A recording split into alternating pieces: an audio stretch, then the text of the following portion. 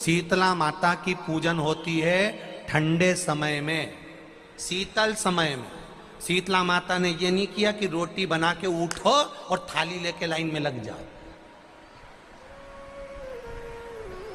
तुम देखना शीतला माता की पूजन करने लोग जाते ना शीतला सप्तमी शीतला अष्टमी पे, बस 11 बजे तक तो रोटी बनाती रहेगी, सामान बनाती रहेगी। 1-1.5 घंटा में ठंडा हुआ, 12:30 बजे उठ के सीधे लाइन में लग जाएगी, जल्दी से पूजन करके सो जाऊंगी, काम खत्म। शीतला माता ने भी सोच लिया बस तूने मुझे बेवकूफ बनाया, अब रुक जा तू। 11 बजे तक भोजन बनाया, 10 बजे तक भोजन बनाया, 1 बजे रात को लाइन में लग गई पूजन करने के लिए। 1 बजे रात को न जाने किसने पहला दी कि 1 बजे रात को लग जाओ लाइन में, सुबह तक पूजन करके अपने घर आ जाओ, फिर आराम से आके सो जाओ। अब इतनी जल्दी क्या है भगवान के पूजन की? माँ की पूजन करने जा रहे हो, माता से लाड़ लड़ाने जा रहे हो, अपनी माता से अपने दिल की बात कहने के लिए जा रहे हो, अपने स्नेह की बात कहने के लिए जा रहे हो, तो धीरे धीरे प्रेमवश आनंद से माता की आराधना शीतल समय में, ठंडे समय में। ठंडे समय का मतलब है भीतर से ठंडे होकर, अपने भीतर से ठंडे होकर। अब अपने भीतर तो ठंडा ही है ही नहीं ना, जल्दी जल्दी चलो। और आधी बहुत पतली खुशी है और और ये कितना बड़ा कपड़ा थाली पे ढाक ढुका के लाइन में खड़ी है शीतला माता। शीतला माता या हाथ में लोटा या हाथ में थाली, और इतनी देर में पड़ोसन निकल के बाजू में से जा रही थी और लोटा थोड़ा सा ढुल गया। अब यहाँ शीतला माता की पूजन करनी आई और ये हो गई चंद्र घंटा। लोटा जरा सा ही पानी का झलका, देख के नहीं चल सकती। ठंडा भोजन हाथ में, लोटा ठंडा पानी का, और अंदर अग्नि। शीतला माता भी कह रही इसको अजान दो पहले, इसको क्या मतलब? भीतर से शीतल होइए, भीतर से ठंडे होइए। चित्त, वृत्ति, मन जब भीतर से शीतल होगा, ठंडा होगा, तो मेरी शीतला माता, तुमने पूजन करा ना करा, मेरी शीतला माता प्रसन्न हो जाएगी। बस भीतर से शीतल होइए। शीतला माता की पूजन का विधान है, उस विधान में कोई गर्म चीज की महत्वता नहीं है। क्या कोई गर्म चीज की महत्वता? फिर भी दुनिया के लोग अपनी बुद्धि लगाकर माता की जब पूजन करने जाते हैं तो वहां अगरबत्ती भी जलाते हैं और दिया भी जलाते हैं। अब एक तरफ तो तुम माता को ठंडा पानी का भोग लगा रही हो, एक तरफ तो ठंडा भोजन चढ़ा रही हो, एक तरफ तो ठंडे का प्रयास कर रही हो, और ऊपर से माता को तुम दिया लगाकर, अगरबत्ती लगाकर तुम माता को सम्मुख में गर्म तत्व को प्रदान कर रही हो। और फिर आकर कहती हो कि मेरा बच्चा क्यों बीमार पड़ता है, मेरे पति को आगे बार बार ये कष्ट क्यों आता है, घर में लोग चिड़चिड़े क्यों हो जाते हैं, घर में लोग क्लेश क्यों करते हैं, आखिर कारण क्या है? तो कारण तो तुम खुद हो कि जो चीज लिखी है वो ना करते हुए दुनिया जो कर रही है तुम वो करना चाहते हो। तुम भगवान की पूजन उस विधान से नहीं करना चाहते जो विधान शास्त्रों में।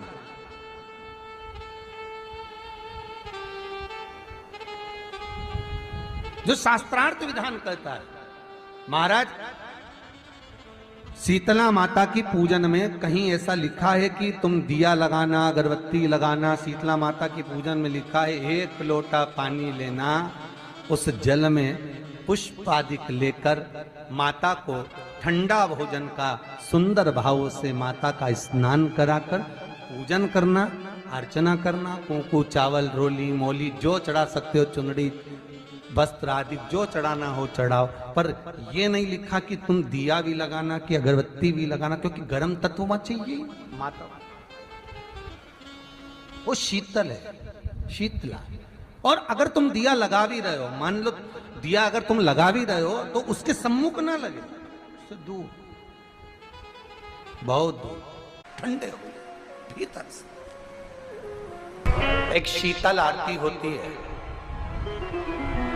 मेरी जीजियों बड़े सावधानी से सुनिएगा। एक शीतल आरती होती है।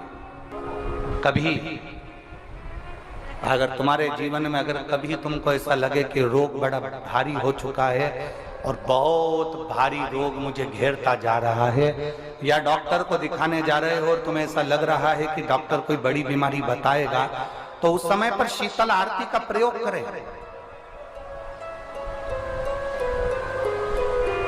एक पुष्प हाथ की हथेली में रख लीजिए, एक पुष्प हाथ की हथेली में रख लीजिए। और यहां तक शास्त्र कहता है अगर हो सके तो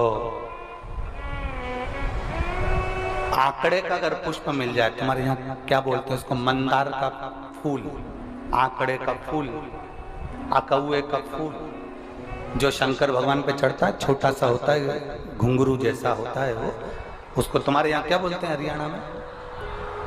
आंख का ही पुष्प बोलते हैं। आंख का पुष्प मिल जाए तो ज्यादा अच्छा है। अब उसमें चाहे सफेद हो, चाहे नीला हो, चाहे गुलाबी हो, जैसा भी हो, हाथ में रखने के बाद हाथ में एक लोटा जल, भगवान शंकर के शिवालय में जब आप प्रवेश करें और प्रवेश करते समय भगवान के सम्मुख में, जब भगवान शंकर के साक्षी में जब पहुंचे, आपके सामने पूजन में कोई भी सामग्री नहीं है, आपके पास में न दिया है, ना बाती है, ना गर्भवती है, ना चंदन है, ना कपूर है, ना कोई सामग्री है, केवल एक आंख का पुष्प और एक लोटा जल आपके पास में है। शिवालय में पहुंचकर शीतल आरती का प्रयोग करो। 11 बार भगवान शंकर के 11 रुद्रों का स्मरण कर जब 11 बार शंकर के शिवलिंग के ऊपर से नीचे तक वो कलश को जब घुमाया जाता है और घुमाने के बाद वो आग का जो पुष्प है वो अशोक सुंदरी वाली जगह पर समर्पित कर भगवान शंकर को जो जल चढ़ाया जाता है, जो जल समर्पित किया जाता है, डॉक्टर भले तुमसे कह रहा हो कि तुम्हें बड़ी बीमारी के चांस हैं, आप जाकर एक बार चेक कराना, तुम्हें वो बड़ी बीमारी निकलेगी ही नहीं, उस रोग से तुम मुक्त हो। इसको शीतल आरती का प्रयोग किया गया। ये शीतल आरती, इसको शीतल आरती कहा। शिव की प्राप्ति का, एक रोग से मुक्त होने का। अब आपसे कोई कहे कि ये शीतल आरती का प्रयोग सबसे पहले किसने करा, तो आपको ध्यान लगाना है इस प्रयोग को।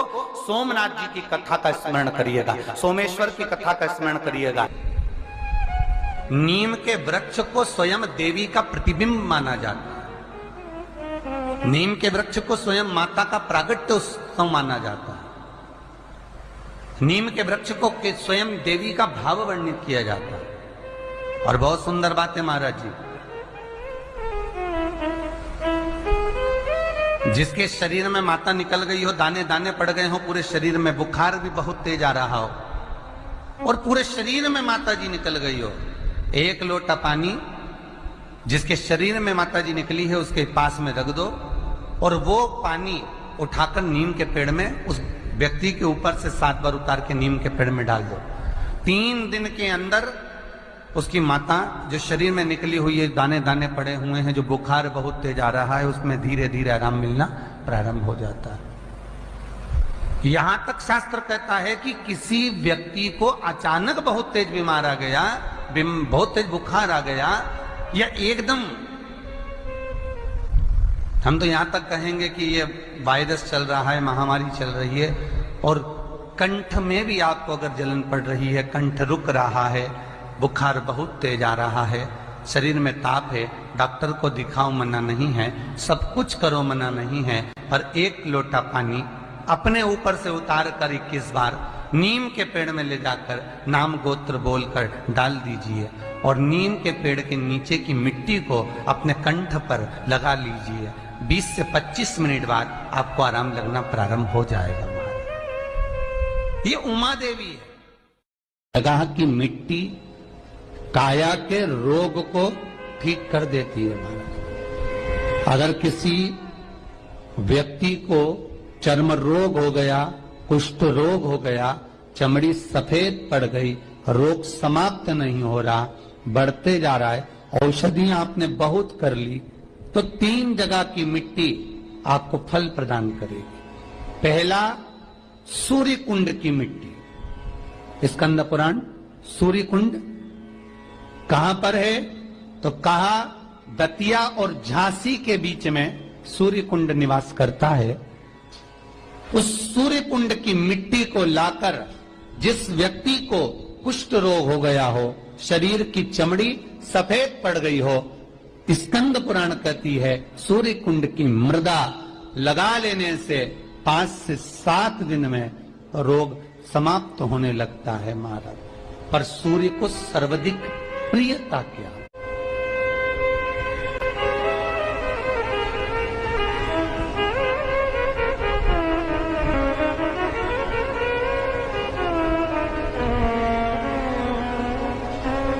सर्वाधिक प्रियता सूर्य को क्या? क्योंकि सूर्य तपता है, तो उस तपन को मिटाने के लिए सूर्य देवता के शरीर पर गाय का घृत मला जाता। जैसे शनि को तेल लगाया जाता है, सूर्य को घृत मला जाता। इसलिए सूर्य कुंड का एक नियम है कि सूर्य कुंड पर से अगर हम मिट्टी लेकर आते हैं, शरीर पर लगाने के बाद जब शरीर का चर्म रोग समाप्त हो जाए, सफेद चमड़ी अपने वापिस रंग में आ जाए, तब आप जितनी कामना कर आते हैं उतना घी उस सूर्य कुंड के पास में डालना पड़ता है। 1 किलो, 2 किलो, आधा किलो, 250 ग्राम, 25 ग्राम, 50 ग्राम, जो आपने कामना करी है उतना चढ़ाना पड़ता। पर वो घी गाय का होना चाहिए, और उस घी का प्रयोग कोई नहीं कर सकता, इसलिए गाय का होना चाहिए।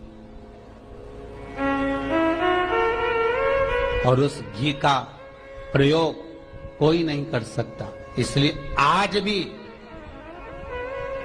स्कंद पुराण में तो केवल सूर्य कुंड का वर्णन है, घृत का वर्णन है, पर स्थान आज